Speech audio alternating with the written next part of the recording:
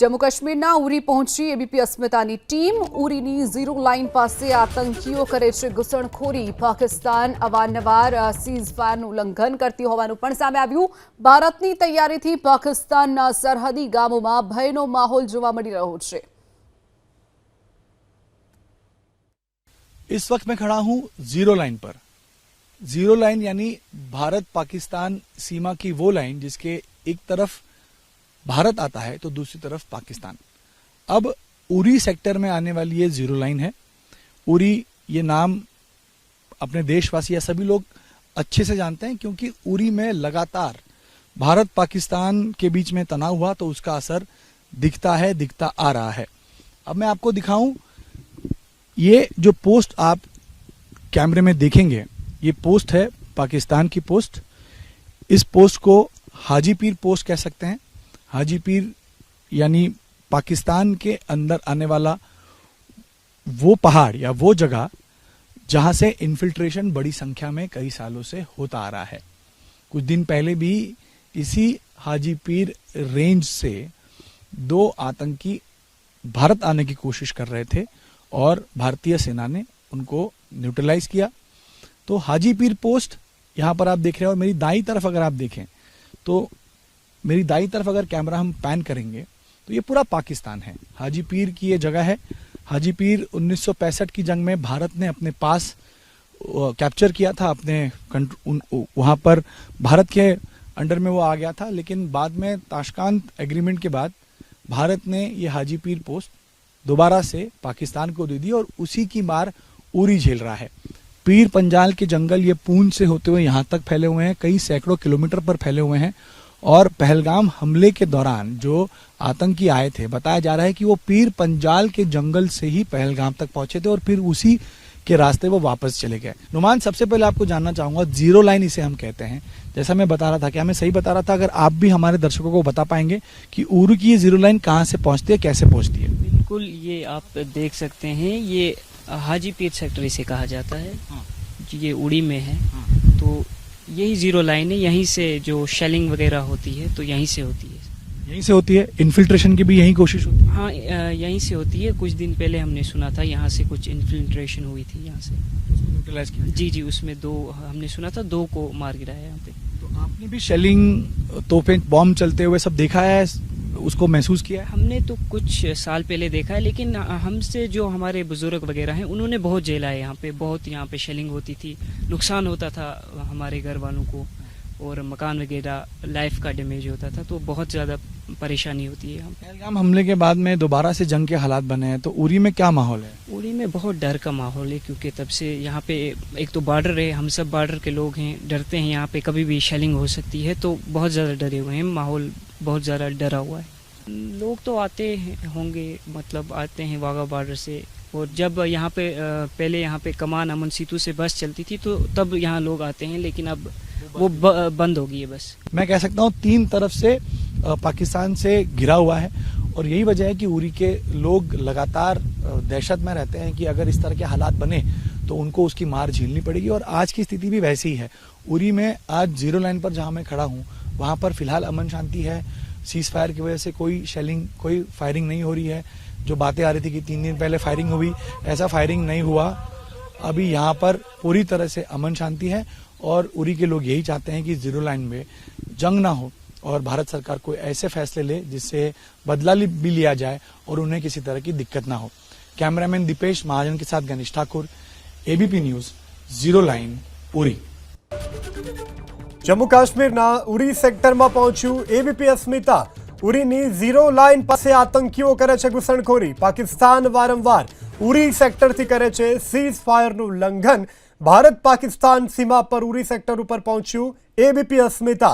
આતંકીઓએ જે સ્થળથી ઘૂસણખોરી કરી ત્યાં પહોંચ્યું છે એબીપી અસ્મિતા। પાકિસ્તાન જ્યાંથી યુદ્ધ વિરામનું ઉલ્લંઘન કરે છે ત્યાંથી એબીપી અસ્મિતા આપને આ દ્રશ્યો બતાવી રહ્યું છે। ભારતની તૈયારીથી પાકિસ્તાનના સરહદી ગામોમાં ભયનો માહોલ છે।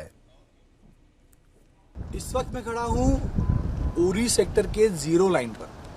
जीरो लाइन इसलिए कह रहा हूँ क्योंकि भारत और पाकिस्तान की सरहद पर बसा ये उरी और उरी के पास के ये तमाम गांव में देख रहा हूँ। ये पांडव पोस्ट पीछे है दाईं तरफ और बाईं तरफ है हाजी पीर।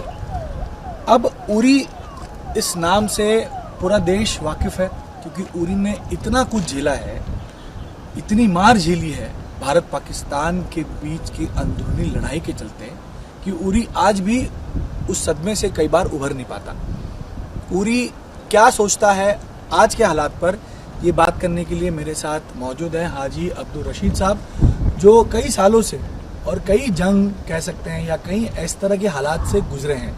रशीद साहब, आपने उरी में जंग तो नहीं कहूँगा मैं, लेकिन जब जब ऐसे हालात खड़े हुए कि जंग होगी या उस तरह की चीज़ें हुई, वो आपने देखा, आपने खुद उसका नुकसान भी झेला है।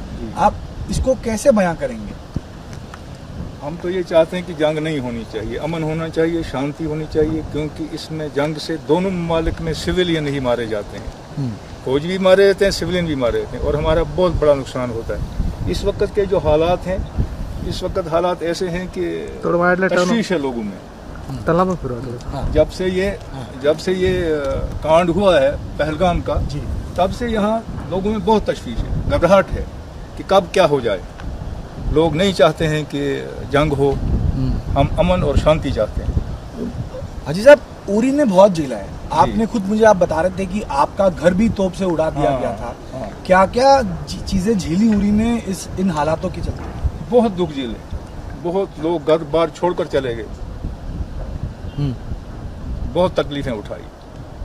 इसी उरी के ब्रिगेड पोस्ट पे जब हमला हुआ जी, उसके बाद भी हालात बहुत तनावपूर्ण थे। बहुत तनावपूर्ण थे, उस वक्त भी हालात बहुत खराब थे। उस वक्त भी लोग दहशत में थे कि कब क्या हो जाए। यहाँ के लोग पुरअमन हैं, यहाँ से कोई ऐसी बात नहीं होती कि जिसमें मुल्क के अंदर कोई इंतशार फैले। ये सब लोग हमारे उड़ी वाले हैं, या पूरे जो बारामूला से नीचे का इलाका है उड़ी का, ये सब लोग अमन चाहते हैं, जंग नहीं चाहते। जंग बर्बादी है। बातचीत से जो मसला हल होता है वो जंग से नहीं होता। जंग से नुकसान ही हो जाएगा, आदमी मरेंगे, लोग बेघर हो जाएंगे, परेशानी हो जाएगी।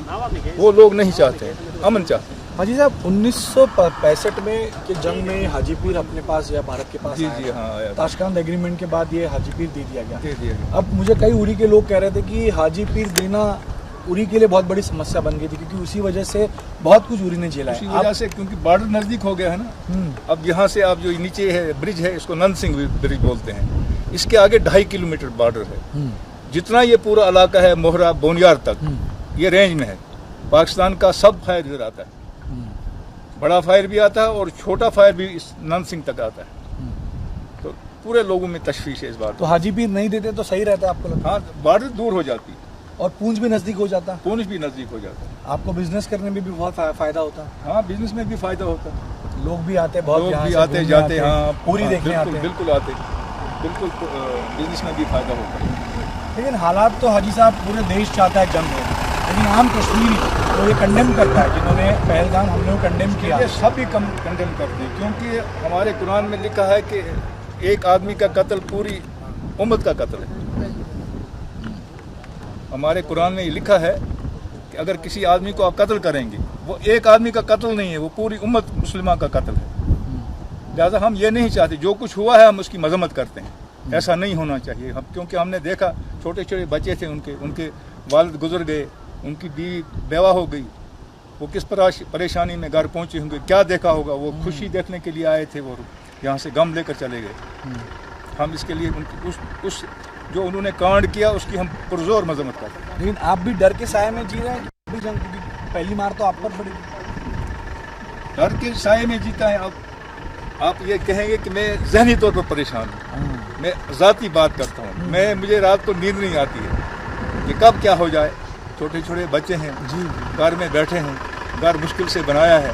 हम तो असल में यहाँ जो ये इलाका है इसको बलालाबाद कहते हैं, ये गरकोट का इलाका है, लेकिन हम उड़ी में रहने वाले हैं, तिरस्तान उसको बोलते हैं। वो सब फौज के अंदर है। 1947 से हम यहाँ आए हैं, 47 से हम यहाँ ही बसर कर रहे हैं ज़िंदगी।